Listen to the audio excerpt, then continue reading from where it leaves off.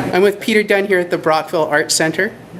You are showing me this stunning piece of history. This is a 1927 Steinway piano. Yes, this is a Steinway M, Yeah. which stands for M for mahogany. It was originally a natural mahogany finish when it was made by Steinway in New York City. We traced the serial number on the piano to Steinway in New York City, who gave us the complete history of the piano. So what was the complete history of the piano? Complete history was, it was started in the fall of 1927. Back then it took approximately 6 months to make a piano like this. It was originally sold to a Steinway dealer in Windsor, Ontario, and we believe that it ended up in Brockville through the Fulford family. We're at Fulford Place. And the Fulfords were part of the original family involved in erecting the Arts Centre into a theatre in 1880, when the current building, which was then the City Hall, was converted into a theatre. This piano was the original stage piano for many years, and when the Brockville Lions Club gratefully purchased a new Steinway D piano for us, a 9-foot concert grand, this ended up somehow in the basement with a whole bunch of junk piled on top of it. Oh my God. Big chunks out of the wood, like a beaver had come in and taken a chunk out of it. So it's actually had 3 pieces of wood replaced. It went to Lausanne Music in Ottawa, where it did a complete ground-up restoration at a cost of over $32,000. All of the original parts inside have either been replaced or rebuilt. All of the chrome pieces of the piano have been re-chromed. All of the Steinway decals and everything have been hand-painted on the inside. The piano's tuning board has been redone. It's been completely restrung. It plays like a brand new piano. The pianists who play it say the action on it is superb. It has a beautiful, rich, warm sound to it. And it has a $6,000 paint job, Steinway satin finish on the outside, which took almost 20 hours of prep and paint time to do. So we're very proud of the piano, and we're happy that it's sitting back in the original building that it came to. We currently utilize the piano right now before concerts and at intermissions, where we hire young students, music students, who come and play the piano for us. We also use it for concerts and lobby functions that take place in the facility itself. So, a little piece of history sitting right here. Now, I was told earlier that it took a $2 million renovation to get the theatre where it is today, and that 1.2 came from the community. How do you attribute the drive and the desire of the community to support an art centre to this degree? Because this is a stunning facility. I think the renovation is a reflection of the support for arts and culture in our community and our art centre. As you can see from our custom-made donor wall, everyone in the community stepped up to help us re-renovate the theatre.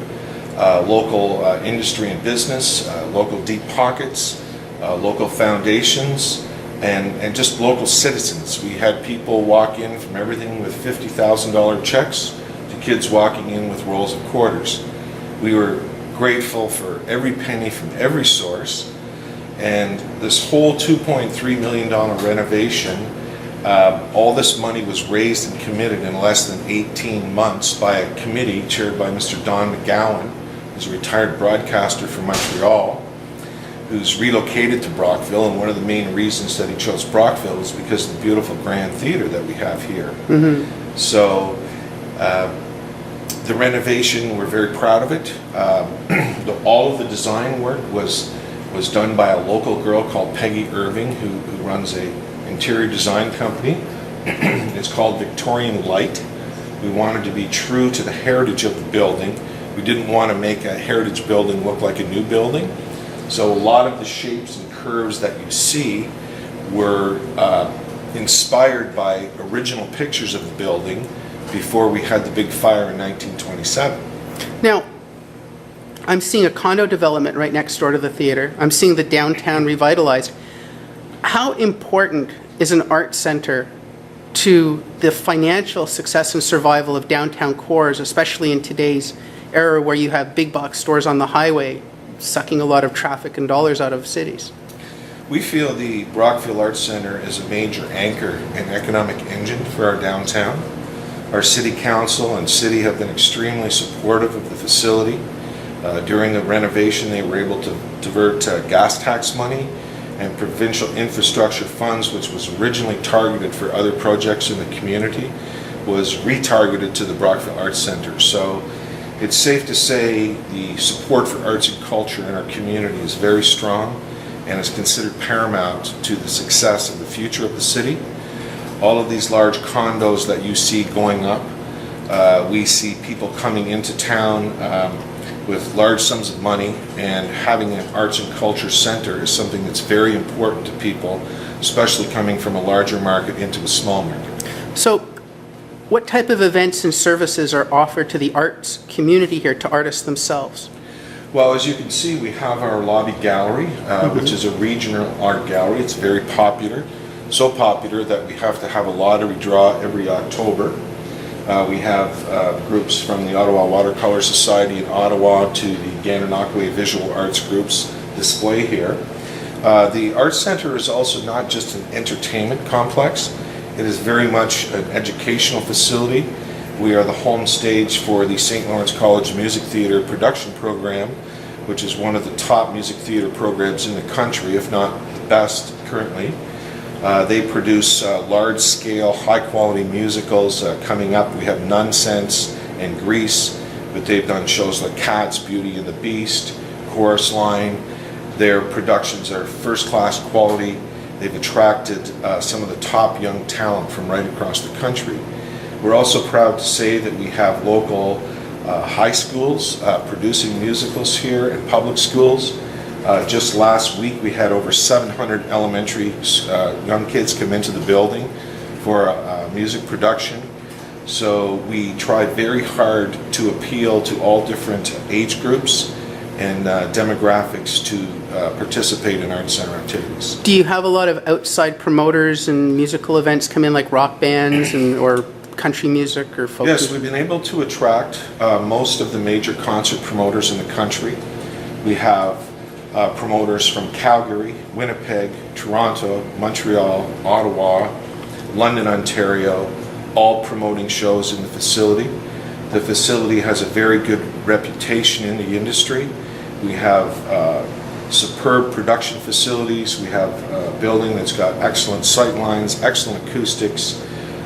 We have a top-notch staff. Well, let's do a walk and talk tour Sure. while the camera's on. Well, while we're here, Yes. this is our new bar. Again, everything that you see here is completely brand new, complete with marble It's countertops, very impressive. new refrigerators, basically new everything. Look at the mirror and the with the framing on it too. Yeah, it's beautiful tin ceiling. Yeah. Craftsmen came all the way from Toronto to do this. This was all hand-cut marble. Also, the theme continues right over into our box office. Again, it was all totally re-renovated. Yeah. We purchased the latest state-of-the-art computer theater software called Theater Manager. So we are able to track all of our customers, where they came from, which media that they utilized to find out about the show that's happening here. We also have what I feel some of the best theater staff in the country. Our staff work very hard. They work extra hours. They go the extra mile every day for our customers. So we're very focused on customer service. Everything's customer driven that we do here. Any decision that we make, the acid test question is how will it affect our customer? See, and people don't always understand that you don't have to be in a major city to have this kind of facility or this kind of philosophy when it comes to that. Like, for instance, when I lived in Los Angeles, there's this great place called Silent Movie, the corner of Fairfax. And it was a silent movie theater, and it was lovingly restored, and they use it, again, multi-purpose for great events. And, you know, when I was there, the owner, before he was murdered, would serve you champagne with chocolate cake on fine bone china and intermissions and stuff. It was an amazing facility, and this is stunning. Thank you. Yeah. It's, as I mentioned, it's Victorian light is the theme of it. The original date stones on the building, dating back to 1858, are still on the wall facing King Street. The whole facade and face that you see facing King Street is all original. We've restored it, and as I said before, we're very proud of it. And here are some of your first art displays. Yes, these we rent out the display cases to local artists, and also the gallery walls change, and all of this turns over every month, so we have a new exhibit every month. And you've got a stained glass, that's quite a display. That is what's called a demi-lune window. If you look at the White House, when you see President Obama doing press conferences, if you look down the hallway that he walks to come to the presidential podium, in the background you see a demi-lune window. This window was designed by Peggy Irving, our interior designer. We look at it as a piece of art. The frame was constructed locally by a craftsman in Smiths Falls. The glass was cut by the old glass shop in Prescott, and it was installed and lit up by local contractors. One of the things that we're extremely proud of in the $3 million renovation, except for the seats that are custom seats that were made by the Irwin Seating Company in Wisconsin, all of the rest of the money was spent in the community. Well, all local contractors. We'll walk towards the theater now and go for a tour there. We also are very proud of the accessibility features of the theater. We have electric front doors, we have accessible washrooms, we have accessible seating, we have in-ear monitors for people with hearing deficiencies. We were recently featured on the Community Services website of Ontario, along with the Stratford Festival and Ontario Museum of Art, as being an example of how to retrofit a heritage building to current accessible standards. What's the seating capacity of the theater? Our current seating capacity is 710 seats.